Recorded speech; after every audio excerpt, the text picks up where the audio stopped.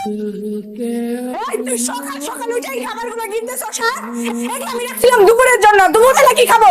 এদিকে বাসার মধ্যে একটু চাল নাই, ডাল নাই, কোনো কিচ্ছু নাই। এই তুই কি মনে করছিস আমি আমার বাপের বাড়ি থেকে এনে তোর খালি খাওয়ামু? হ্যাঁ, এত সস্তা না, চোখটা না। তুমি এগুলো কি বলতেছো নদী? কি বলতেছি তুই বুঝোস না? 5 মাস ধরে চাকরি বাকরি ছেড়ে আমার বাপের বাড়ির টাকায় চলতেছস। তোর ভাব সাব দেখে তো মনে হয় যে তুই আগামী 30 বছর অন্যের টাকায় চলবি। তুমি সবকিছু জেনে শুনে তারপরে আমার সাথে এইভাবে কথা বলছো? এইভাবে বলবো না তো কি কোলে বসে বলবো? হ্যাঁ, তুই কি চাস তোরে আমি সারা জীবন আমার কোলে বসে খাওয়াই? আমি তো চেষ্টা করছি নদী। এটা তো চেষ্টা না, এটা হলো তোর নাটক। এইসব নাটক বাদ দিয়া রিক্সা নিয়ে বেরোলো তো প্রতিদিন 300-400 টাকা ইনকাম হয়। এই নবাবী ভাব বাদ দে আর যা রিক্সা নিয়ে বেরো। ধর বাজারের ব্যাগ আর যা বাজারে যা। তুই আজকে বাজার না করে বাসায় ঢুকবি না, আমি বলে দিলাম। আমার কাছে তো টাকা নেই। টাকা আছে নাকি নাই এটা তো আমার দেখার বিষয় না। চুরি করবি না ডাকাইতি করবি, কিভাবে বাজার করবি এটা তোর ব্যাপার। বিনলে তুই এই বাসায় ঢুকবি না, যা বাজার করে নিয়ে আয় যা। এই কি ব্যাপার দৌড় দিতেছ কেন? আসসালামু আলাইকুম চাচা, ভালো আছেন? ওয়ালাইকুম সালাম। আরে আছি তো ভালো, কিন্তু সমস্যা তো একটাই, আর ওই সমস্যা হলো তোমরা। কি সমস্যা চাচা? শুই না মনে হইতেছে আকাশ থেকে পড়লা।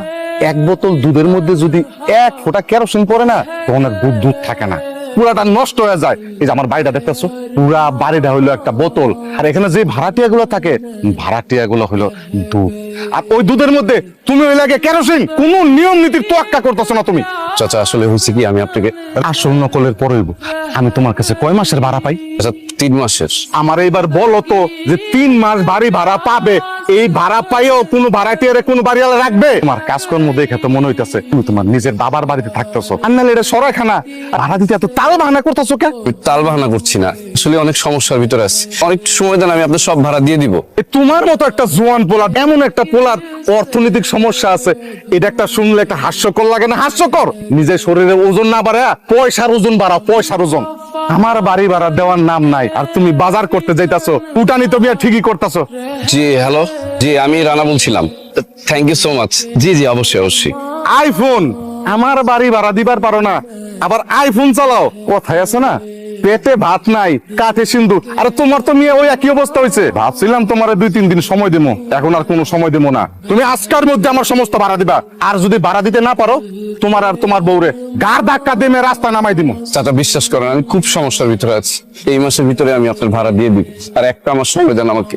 আপনি তো আমার বাবার মতো, আপনিই বলেন আমার মতো একটা বেকার ছেলেকে কে টাকা ধার দিবে? আর আজকে তো আমার কাছে কোনো টাকা নেই। তোর সিরা ভিজবে না, টাকা কই পাবা মানে? এই যে আইফোন, এই আইফোনটা বিক্রি করলে 6 মাসের ভাড়া উঠবো। 6 মাসের মধ্যে তুমি 3 মাসের ভাড়া আমারে দিবা, আর 3 মাসের ভাড়া তোমার কাছে রাখবা। আপু, আপু, আরে তোমরা কেমন আছো? কেমন আছো আশা? আলহামদুলিল্লাহ ভালো। তোমরা এত সকাল সকাল এখানে? ক্লাস শেষে স্যারের বাসায় গেছিলাম, নোট আনতে যাবো, কিন্তু বাইরে যে এত গরম আর তেষ্টাও পেয়েছে, কিছু কারণে আর তোমার বাসার সামনে দিয়ে তো যাচ্ছিলাম, তাই ভাবলাম যে তোমার বাসা দিয়ে একটু পানি খেয়ে ঠান্ডা হয় আর তোমার মিষ্টি মুখটা দেখে তারপরে তুই আসছো, ভালো করছো। বসো তোমরা, আমি একটা ব্যবস্থা করছি। এই নাও পানি, ঠান্ডা ঠান্ডা পানি, পানি খাও। তারপর বলো তোমার পড়াশোনার কি অবস্থা? এই তো যাচ্ছে। আচ্ছা আপু, তোমার রান্নাঘর থেকে শব্দ আসতেছে, যাও তো দেখো তো কি পড়ছে। হ্যাঁ, রান্না করে হ্যাঁ হ্যাঁ, বিড়াল টিড়াল আসলো কিনা? তুই একটু থাক, আমি একটু আসতেছি।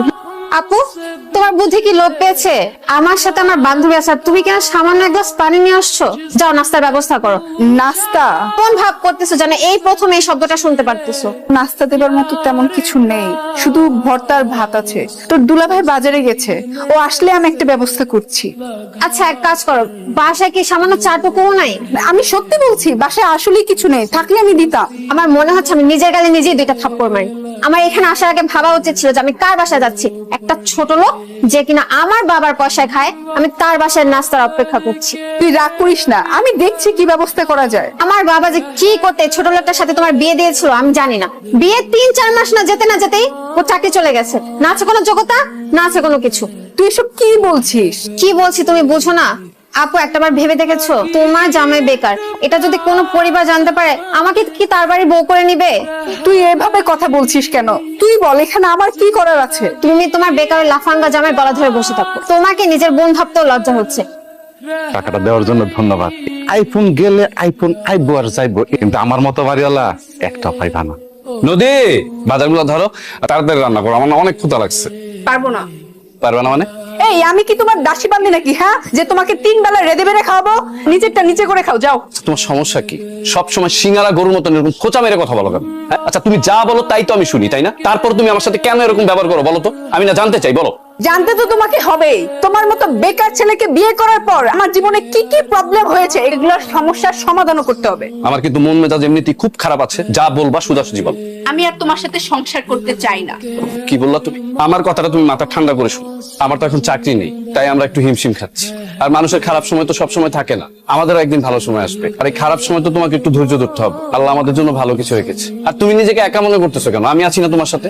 তুমি ওই বিশ্বাস নিয়ে থাকো, হ্যাঁ, আমি তোমার সাথে আর সংসার করতে চাই না, ব্যাস।